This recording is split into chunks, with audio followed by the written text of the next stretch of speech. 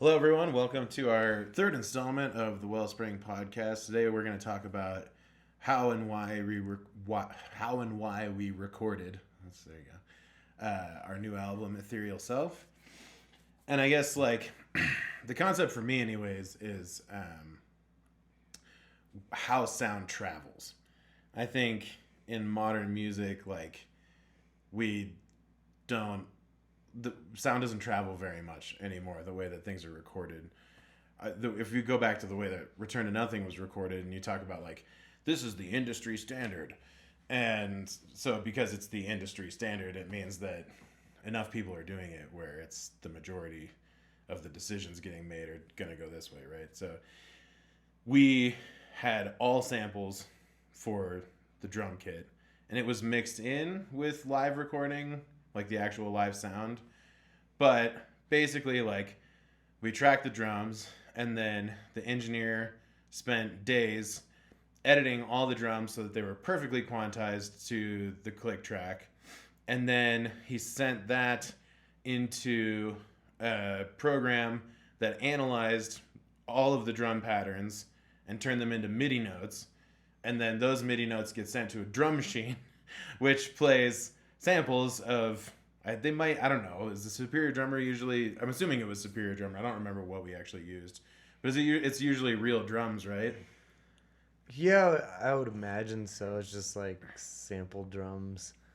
I have Trigger, I really don't use it, but I have the Trigger plugin, and it's all, as far as I know, real samples that Slate did. Of real kits. Yeah, real kits. It's just they treated them and did all the stuff to make it sound really snappy and professional. Yeah, and the thing that the idea is that it makes it so that every hit is really clear and cuts through, and you have a lot of control and all that. But the thing that gets lost is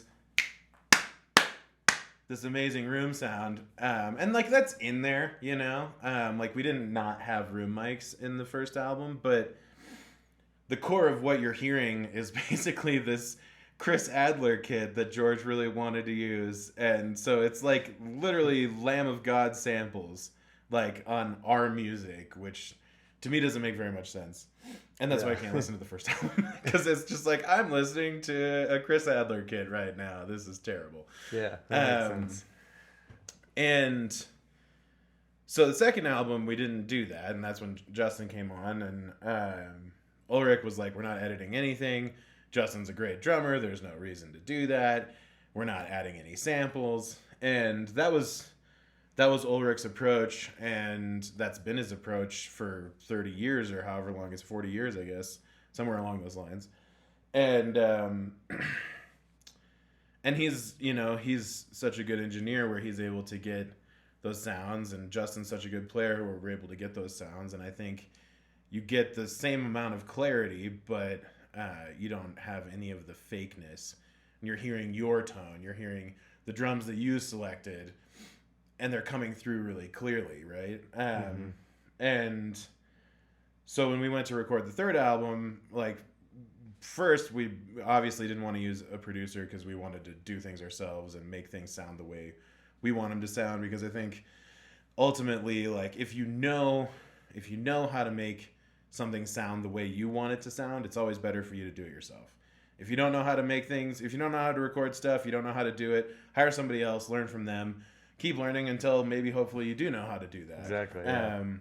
But I think ultimately music sounds better when the production's in the musician's hands, if they know what they're doing.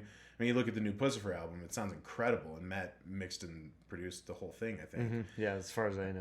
Yeah. And he did the concerts, too. He did all the concerts too, right? Yeah. It's kind of funny, because that's how I actually got into it, is as I was recording with bands when I was in high school and stuff, when we were just, using a next door neighbor who did it for free because he liked doing it, but he had no idea what he was doing. I was like, all right, I need to figure out how to do this because I want my drums to sound like I want them to sound. Right.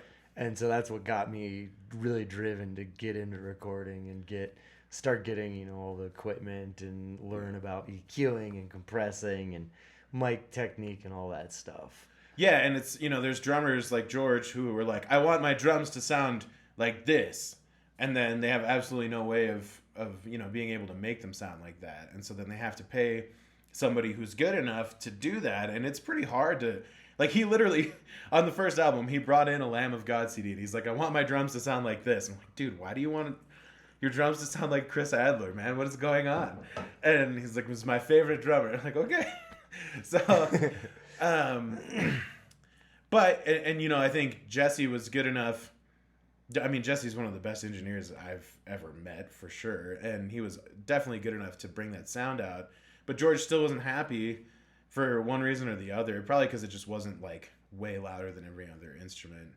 I think there's something to be said about, like, you are deaf to your own instrument. None of us practice with earplugs in, so all the frequencies that come out of your own instrument are where your hearing loss is probably the most substantial. For sure. George is very deaf too. So, but what's my point with all of this? So anyways, when we approached recording the new album, we wanted to make sure that we got as big of a room sound as possible. And I started thinking about stereo perspective and trying to capture real reflections instead of having computer programs do it for you, which is essentially what Reverb does, I guess. But there's also, like, other stuff that's like room simulation and stuff. Why would you simulate a room if you have a good sounding room? If you don't have a good sounding room, then that makes sense, right? Yeah, or if you're in, like, sure. a really small basement studio or whatever, then it makes sense to do that. But when we got into this studio, at first it was, like, disgusting sounding because the floors are cement, and so when there was nothing in here, it sounded terrible. But as soon as we put those rugs down, we were like, oh wow, okay, there's still a little bit of nasty reflection, but then we did all this treatment, and now we've got it sounding where, like, it's just exactly what you want a small room to sound like. Mm-hmm. And so I had decided, like, let's put room mics in the corners wide of each thing, and let's try that. And as soon as we plugged them in, we were just like, holy shit, this is the real deal. I think we did some drum tracking, and listen to the room mics. Yeah. And I'm like, holy fuck. Yeah. This is for real. And so that just sort of snowballed into doing sort of a mock, was it Sheffield? Is that? Yeah, it's kind of the Sheffield method. It's like a mock Sheffield. We're not obviously, like, getting super deep into it. We're just sort of following our own intuition and creativity. But we decided to track everything with the room mics on and to put everything in the room where we wanted it to be in the stereo field. Most of the time things were centered, but with the guitars we tracked, like, this is how most people record guitars. They'll do 2 tracks, they'll get 2 really good takes of the same song, and then pan them hard left and right so it sounds like you're getting this really big wall of guitars. And that's how we did the first 2 albums, and that's how most people do rock music anyways. Mm-hmm. And so I was like, well, why don't we record all of the left guitars with the cab on the left side of the room? Why don't we record all the right guitars with the cab on the right side of the room? And it was a pain in the ass, because the thing about if you record everything center and then pan your close mics left and right, and you pan your room mics how you want them or whatever per take, right?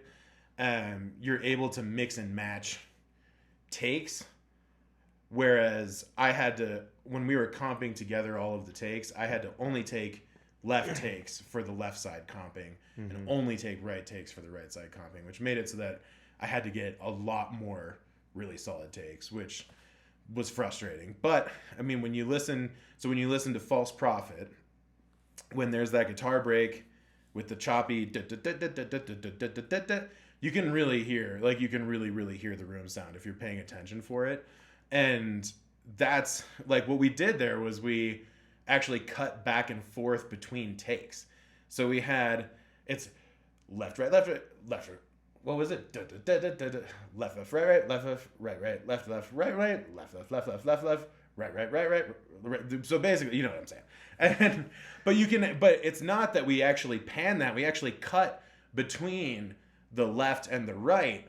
So the panning that you're hearing is literally the amp being on different sides of the room. Mm-hmm. And that kind of stuff you could do that just as easily with panning, but there is this element, like it's like just this fine, like subtle thing that some people notice, or even if you don't notice, I think you feel it because it just feels real, it just feels like a real thing. And to me, that's how all the music that I love was made. It was made by putting microphones in a room and like looking at Led Zeppelin. They're the masters of miking, and they developed modern mic placement. And the reason why their music sounds the way it does is because they're putting distance in the mics. They're recording in rooms that have unique sounds. They're not just, I mean, they didn't have these modeling things back then, right? Yeah. So this was just like, hey, let's this is, what we have, and inspired real creativity. But that also to me, it set a standard for rock music that modern music is completely thrown out the window. I mean, most albums are tracked with amp simulators now. Mm-hmm. And that, to me, is fucking sacrilege. That is fucking sacrilege. I mean, I get why people have them live. It makes it a lot easier, for sure. But in the studio, you're going to listen to fake-ass guitars? I don't know. That's where I like that. Yeah. And yeah, so and that was kind of the approach. We even had room mics for vocals. I think we decided to end up giving up on that because they didn't add all that much. Yeah. And it kind of made things more difficult. But that's probably the only added thing. A lot more tracks and just more tracks. When it came to editing and other things, it was like, all right, what are we doing here? Yeah, and then you get lost, like you're like, oh wait, the room mics aren't lining up with the vocals anymore, because nothing else, we don't really edit that much. Drums we edited a little bit. I mean, like, we comped a lot, but we didn't. It's not this. I don't know. I guess it's comping with vocals too, but for some reason, like, things got a lot harder with vocals than anything else. I think with drums, you're used to grouping everything together and editing as a giant group. With vocals, it's just like it's more work than the payout. But that was I think that was the only thing. I mean, I think we're definitely going to do the guitars that way again. Absolutely. And then anytime we reamp synths or whatever. Right. Yeah, and like all the synthesizer parts, we ran through an amplifier and played them in the room. Because one thing I hate is like when you plug a synthesizer directly into a preamp into the computer, it sounds like it's right there. There's like no space, and it doesn't, like, the sound. And this is ultimately the thing. This is the same reason why I would never use guitar Axe effects or something like that in the studio. Is that the sound never actually exists in the real world, right? And it's never moving air. It's never moving air. It never interacts with the real world, and so it doesn't sound real because it never interacted with the real world. Everything. The only thing I could think of is that one like sample thing in the weird middle section of movements. That never interacted with the real world. But that was also supposed to be, I mean, that's supposed to be that way, right? It's not like we could have reamped that, but what would it have really done? Like, I don't know it's super quiet in the mix. Like, it wasn't worth it for sure. But that's about the only thing that was like samples chopped up, not wiggling air. Yeah, and like the conceptually, the idea is to have this like outer worldly, extra dimensional thing, like, poking its way through into your awareness, but never actually really, like, it never actually exists in this world, right? It's like bridging two worlds. Interesting. Like, yeah, right? And that fits with the concept of the song really well, too. Yeah, for sure. So, yeah, and then, like, one of the things that we really loved about Fear Inoculum and about Joe Barresi's work in general, and Tool, and there's a lot of bands. Radiohead's another one. I don't think they ever stopped recording to tape, and tape sounds amazing. It's fucking expensive, and we've never worked on tape before, so we're not gonna even try and dive into that because it's so expensive, and if you fuck up with tape, you're fucking up lots of dollars. You know, tape itself is so expensive. So we got these things, Neve 542s. And they're tape emulators. What they are is they actually have a tape head inside of them. From what I understand, anyways, they have a tape head inside of them from a reel-to-reel player, and it passes the sound through the tape head, and that tape head compresses and colors the sound in the same way that recording to tape would partially, right? Like you're still not getting the tape, you're not getting the hiss, but that warmth and that compression, that glue that thing that just sounds like it's just a sound, and you hear it and you're like, oh, that's the sound. Like, it sounds right. It sounds professional. It sounds like it's supposed to. And it's just a character of warmth, a character of cohesiveness that I just don't think, I mean, you can't replicate, I don't think. I've never used a tape saturator plugin where I was like, that's the sound. That sounds like classic rock, you know? Mm-hmm. Whereas, like, as soon as we run something through this, it just instantly, there's these overtones and, like, just this little bit of distortions and all this stuff that, like, makes it sound like it used to. And it's because it's using an actual tape head. Yeah. And, or at least the circuitry of it. Yeah, the circuitry of it, yeah. So we ended up running everything through those. Like, when we recorded everything, we came in through these are all our preamps here. We didn't have this at the time, but we're very excited to use that next time around. But, like, the tone beats we used for bass, right? Bass and the ribbon room mics. Ribbon room mics, yep, they work really well for ribbon mics because they have plus 6 dB. Yeah. So it gives it a boost. Ribbon mics are really quiet, so we give it a boost. And these things are really cool. They're made with, again, this is so in line with our approach for everything, is that we want to take the old recording techniques and the way that people used to do things and then do it in a modern way where the fidelity is still there, but the character's there as well. And Warm Audio does exactly that. They have got these two preamps here have two different circuits. One of them is like the same as a Universal Audio. One of them is like an old school transistor that shows up in a lot of really well-known older preamps, and it's newly made and put into a new piece of equipment. And you can choose between that or a transistor that was made specifically for them by the same company that's been making them for Universal Audio and for SSL and all this stuff for years, but they're making a new one, right? And that's nobody's doing that. They're all like, oh, let's try and replicate this with plugins like Slate does.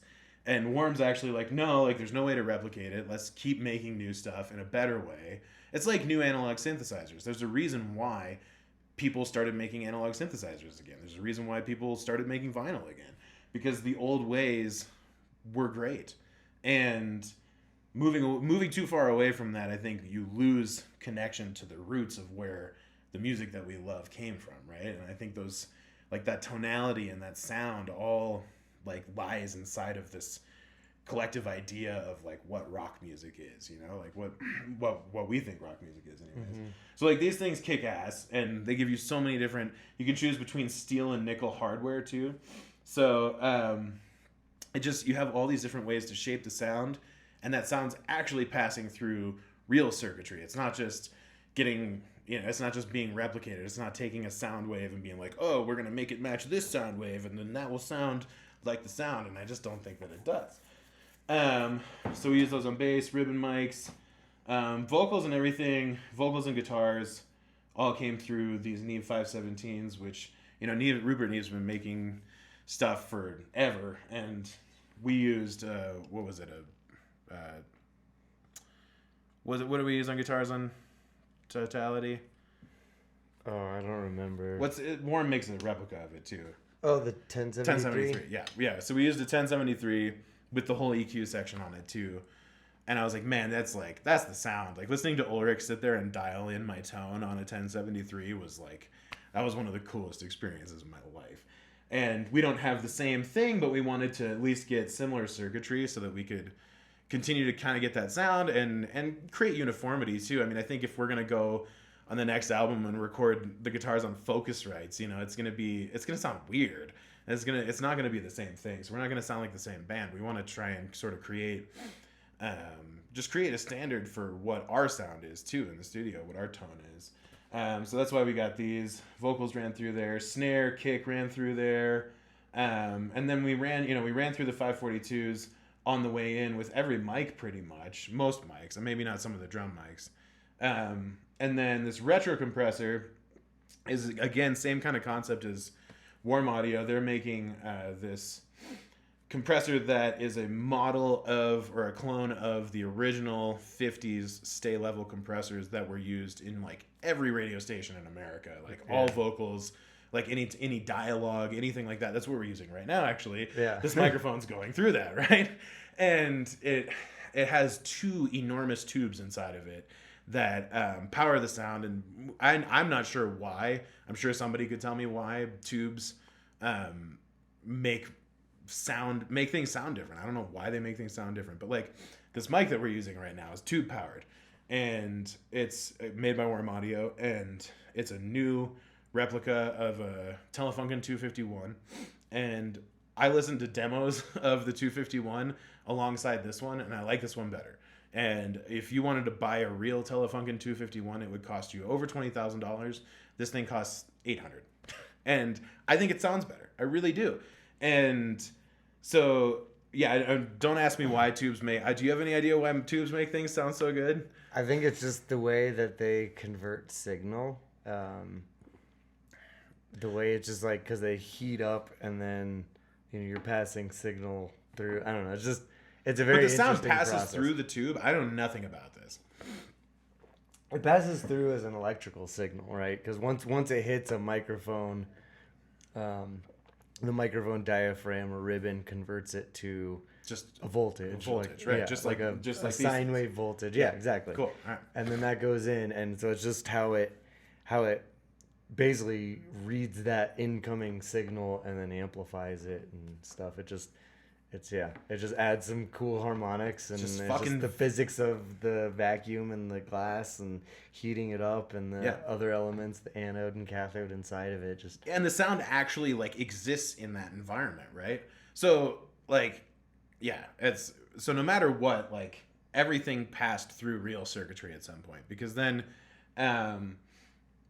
this, that was kind of our standard chain as we were going into the computer. But then once we got all of our sounds, and it's not like we're not using plugins, we're using a shit ton of plugins, but it's this vintage modern hybrid, right? Which I think is, that's why I play PRS guitars. Like they take the core of what makes a really awesome guitar and what has made a really awesome guitar for the past 70 years or whatever, and they do that in a modern way that brings all of the things that you love about it to life, but adds all of these advancements in technology, in design, in in all that stuff. So I think all of our theory behind everything is like finding this vintage modern hybrid where you can make something sound high fidelity and vintage at the same time.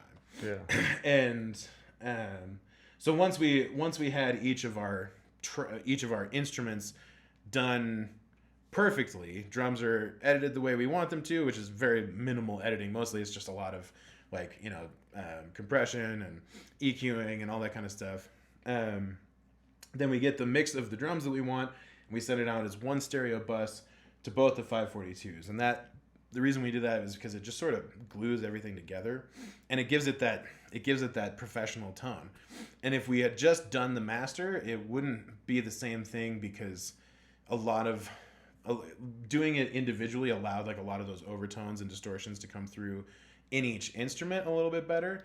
And then that created a new mix. Mm-hmm. And then from there, so we did drums through there, we did a bass through there, we did guitars through there, we did vocals through there, we did synthesizers and effects through there, all as their own bus. And then we mixed those final stems into the mix that we wanted, and then bounced that through these one more time to glue it all together and make it sound like one huge harmonious thing. Before we send it to ACL. To do a whole lot more compression and EQing and volume boosting and all that kind of stuff. Mm-hmm. But there's a lot of downsides to recording this way. One of which is like, if we decided we wanted to change something in the drums, like, oh, this snare gets a little bit too quiet here, can we automate that up? Well, then we'd have to go back and we'd have to rebounce the drums through there on their own and then rebounce the whole thing. So it's like, it was a tedious process, to say the least. But I think, like, we sat down and listened to Gojira's last album, not their newest one, but last one, which was Magma. I'm pretty sure that was their last album, but it was Magma. And we're like listening to it, we're like, damn, this is a good mix. It sounds really fucking good. Like, and then we were like, it sounds kind of like our mix. Like, the balance is pretty similar. I was like, yeah, but I bet ours sounds better.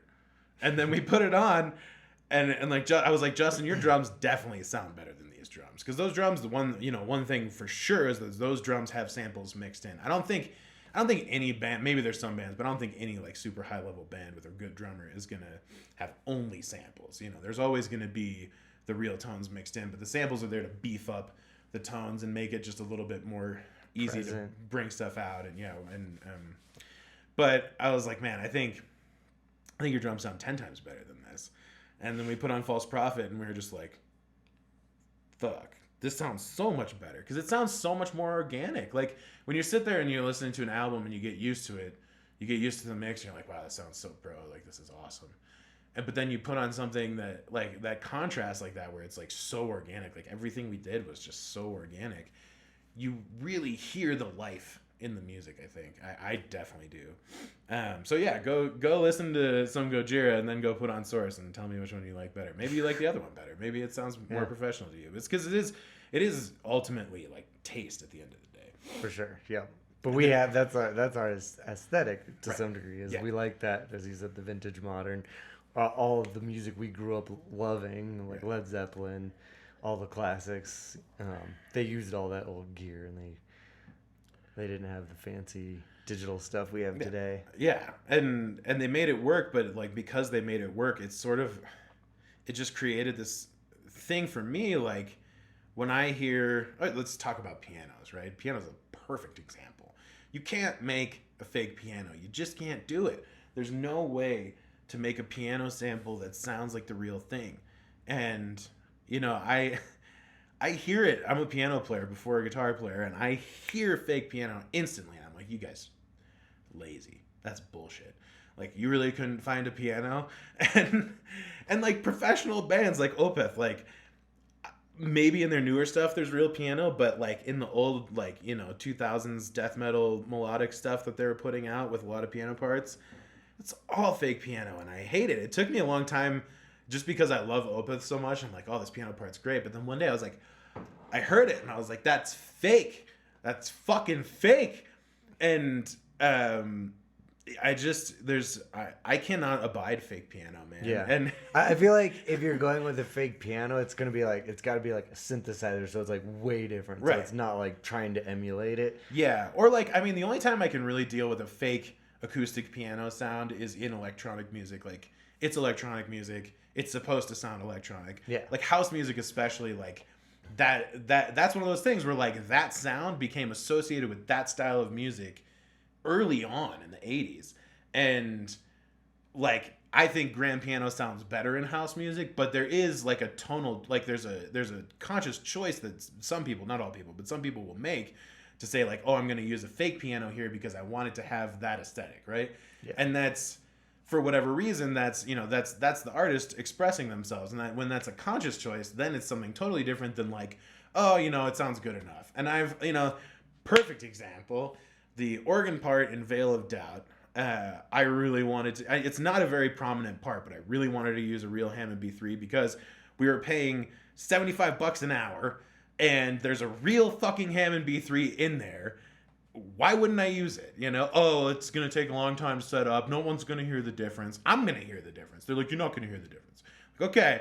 So I plugged my Nord, which has a very nice Hammond replica sound in it, into a real Leslie speaker. They're like, if you use a real Leslie speaker, not going to notice the difference. Like, okay, whatever.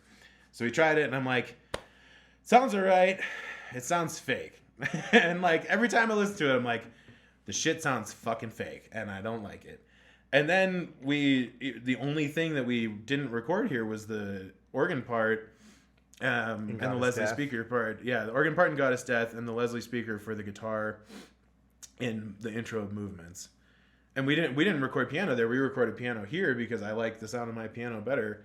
And the thing is, like, anyway, so when we recorded the real organ, that was the first time when I recorded Goddess Death, that was the first time I'd ever played a real Hammond organ in my life. I've been playing piano for 16 years. I'd never played a real Hammond organ in my life until last year. And as soon as I touched the keys, I was like, oh my God. it's so different. You cannot make, I mean, you can make a good sounding fake organ at least. Like, I don't think you can make a very good sounding fake piano, but you cannot replicate a Hammond B3. Like, there is no way. I mean, I guess it was a C3, I guess. But either way, you can't replicate a real Hammond organ, man. Like, there's just no way to do it. For sure. There's a way that the tone breaks up, the tone distorts. There's just no way to replicate that, like, without making a real Hammond organ, you know? Like, maybe if they, you know, I bet does Hammond make brand new organs these days? I know that they make really nice The digital drawbar ones. digital ones, but Yeah. you know, like, The XK series. yeah. But there's just no way. There's just no way. Yeah. And so that's why we did it. And when you listen to that, I mean, the feeling that you get is so different than the feeling of listening to a replica organ, right? Yeah. And I could not imagine that song with like some cheesy sound. Like it would just ruin the intro. it Like would sound like trash. Yeah. It'd be so bad. We're like, oh, we have this really pristine track, but it's preceded by this like garbage fake, you know, organ sound, and it just doesn't make any sense. So like the problem with approaching things the way we approach them is it's way more expensive. It's way more time consuming. But I mean, those things, all of that stuff gets infused into the sound in one way or another. You know, I think because the sound is bouncing off of things and it's interacting with us and we're breathing in the same space, like whether or not that's something that you could sit there and A/B and be like, this is the one where I was in the room and this one isn't the one where I was in the room. You know, like it doesn't necessarily matter. But the thing is, like, we're taking our energy and our emotions and our intentions and everything that we're making music for, and we're infusing that into the sound because all of that's in the space where the sound is existing. And I think, like, if the sound's never interacting with the real world, you can still put all those things into it, but it doesn't, I just don't think it has the same impact. And there's a reason why I like real music better than electronic music. And I love electronic music because it's like this new thing that's like a new way to create music. It's just a new world, right? And that's awesome, and I love that. But it's not the like grounded physical experience of like sitting down and listening to Pink Floyd, you know, like it's just a completely different experience from that. And the funny thing is Pink Floyd is probably like the first electronic artist in a lot of ways, right? Like they were sort of like pioneering some of the synthesizer stuff early on. Yeah. Absolutely. Same with the Beatles and same with Zeppelin, and I'm sure there's a lot of other bands. I mean, you look at Kraftwerk, and they came out in the early 70s too. And Kraftwerk's really like, that was the beginning of electronic music. Yeah. But yeah, I think I just look at them, it's like two completely different things. But when I'm making rock music, I take it really seriously because I think, you know, you look at electronic music, there's no way to infuse the level of meaning and depth that we do in our music, or that, you know, Pink Floyd does in their music, or the Tool does in their music, or the Cure does in their music. Like that, like the feeling that you get from listening to real people playing real instruments and making music that way is, I think it's always going to be more impactful, and it's going to hit most people at a deeper level because it correlates more to like the basic human experience. And I think electronic music is sort of, it's, to me anyways, it's about like connecting with something outside of the physical world. And I think synthesizers are sort of like channels for, you know, alien sound, right? And that's why they're awesome. You know, there's nothing wrong with that. But I think it doesn't correlate to the core human experience in the same way that real organic music does. It doesn't have to be rock music, you know, it's just what we like. But when you listen to jazz, like, you know, you sit there and listen to somebody play fucking trumpet, like, it's gonna hit you in a completely different way than listening to, you know, Deadmau5 playing a house track, like, or I don't know if he makes house music, I don't know what he makes. But Deadmau5. And don't get me wrong, like, I mean, seriously, I spent all morning working on crazy, weird, you know, drum and bass, IDM, electronic music. I love it.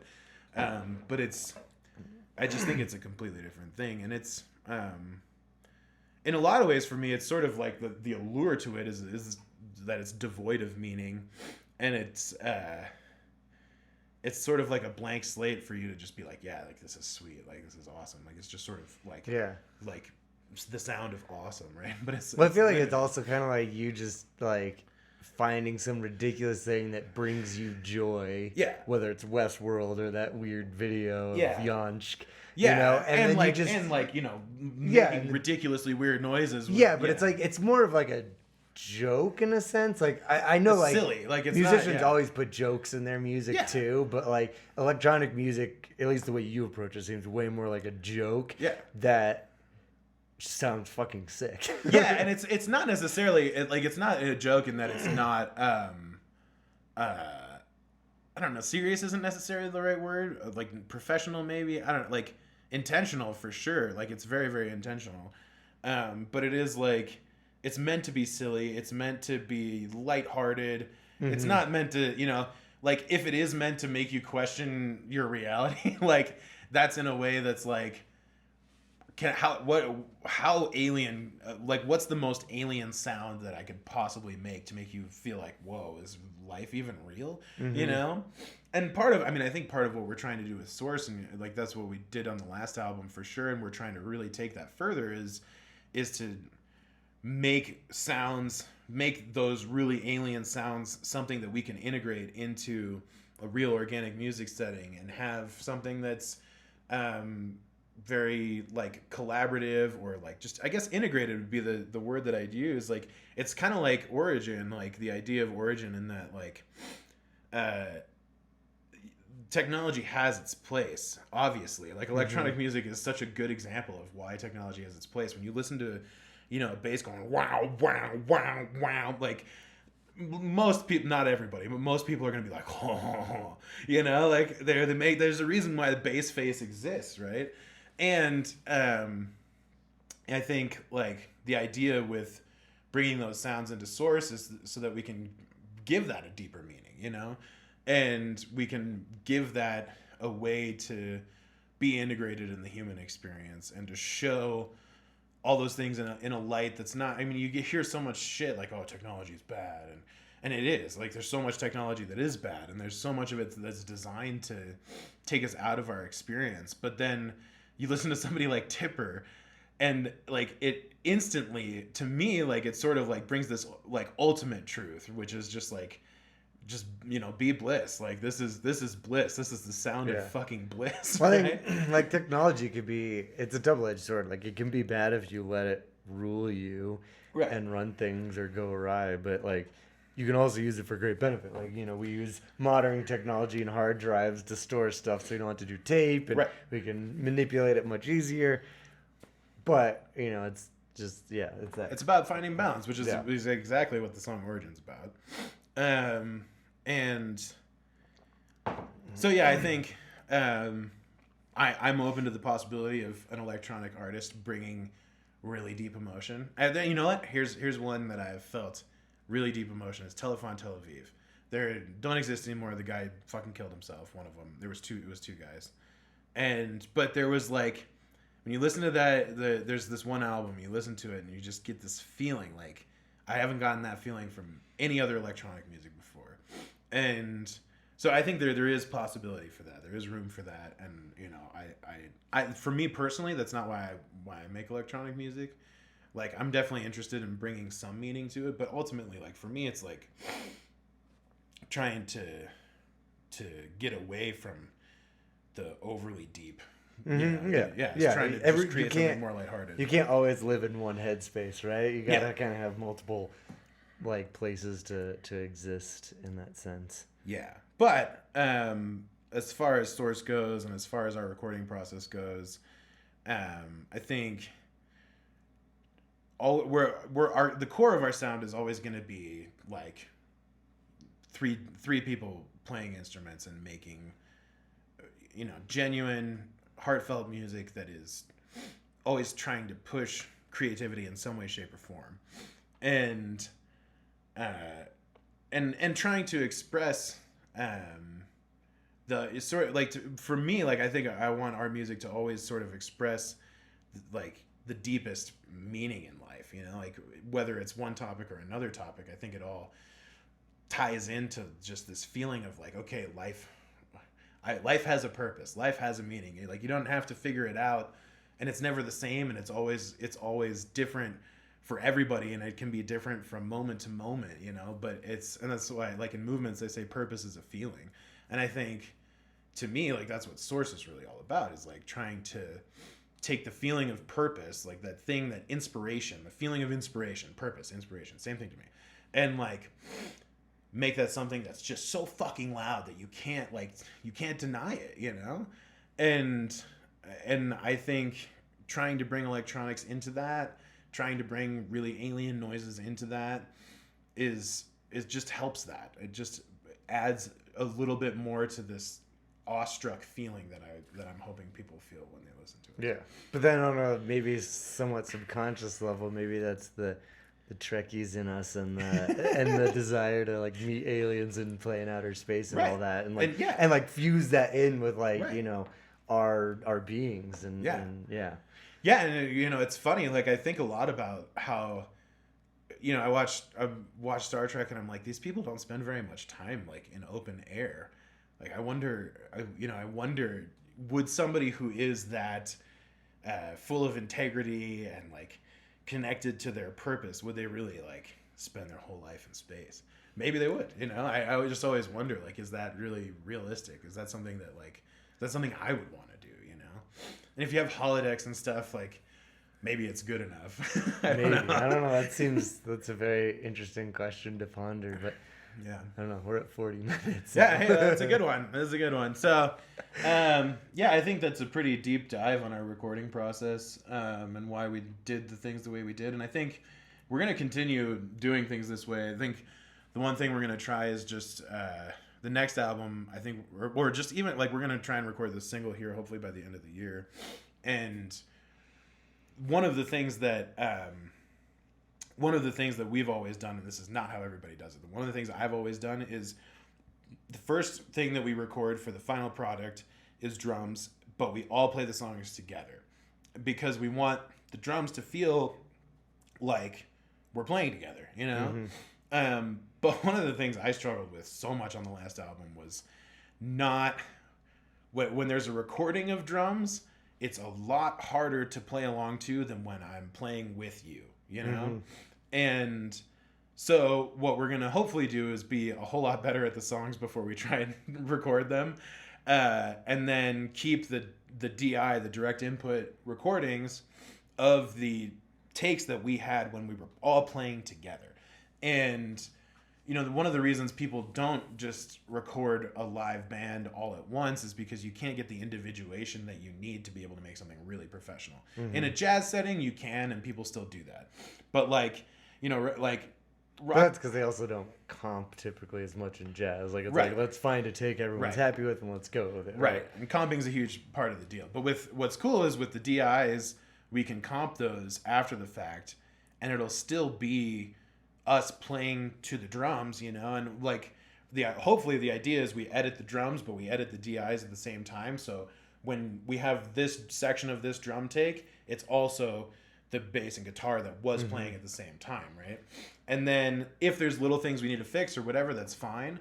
But then we're going to reamp those DI signals and do it the same way. We'll have the guitar amp on each side. We put the bass in the middle because, you know, the bass is centered, but it'll just save us a lot of time. And I think it might end up being cleaner too. Like one of the things, if you go back and watch one of the video blogs, the guitar recording video blog, when I was doing the swells for Pupa at the very end of the song, I kept getting this ridiculous feedback and I couldn't get it to stop feeding back. And I did like 15 takes of those swells just because of the fucking feedback. Yeah. And it's because I'm in the same room as the amp, which I do like in a lot of ways, but I think ultimately it does sound cleaner when the pickups aren't completely when they're not interacting with the amp in a studio setting. I think it does sound a little bit cleaner. You just get a little bit less of those weird little like feedback things. Yeah, unless you're like feedback is like part of what you're going for, right. Like if it's like a ring out or something. Right, exactly. And then it can be really hard to get feedback. Like when we did the first two albums, it was really hard to get feedback because I'm tracking all the guitars in the mixing room and my amp's in a completely different room, so there's not that interaction between the pickups and the speaker. But I think like on those chugs and stuff, there's a lot of stuff where you can hear just those little feedback things come in, mm-hmm. and it lets you know what we were doing for sure. But I think it'd be nice to try to see what it sounds like a little bit cleaner. And I think what'll be cool is that you'll get like these real live takes. It's not like, us playing, me and Jake playing to a recording of Justin. It's we were all playing together and then we reamped it in this way that's super clean. And a lot of people are doing it that way these days. And I think it'll be fun to try out and see how it goes. And it should save us some time, and we'll still preserve the integrity of what we're doing and maybe get it a little bit cleaner too. So yeah, that's the future. All right, stay tuned for new songs. Yeah, new songs. And we're gonna soon, like this week, even maybe even today, we're gonna start diving in on this remix album. We'd take the songs that we did for the augmented reality and flesh those out a little bit more, turn them into 3 to 4 minute songs, and then make some remixes of other tracks too. So that's coming. Singles coming. Yeah, trying to just stay as active as we can, and hopefully some shows and touring soon too. Yeah, we'll see. We'll see what transpires over the next few months. Cool. Thanks for listening, and thanks for subscribing to us. And tell your Source fan friends that this is good. We spent a long time talking about cool shit. Yeah. Bye. Thanks. Oh, that's a good one. Yeah.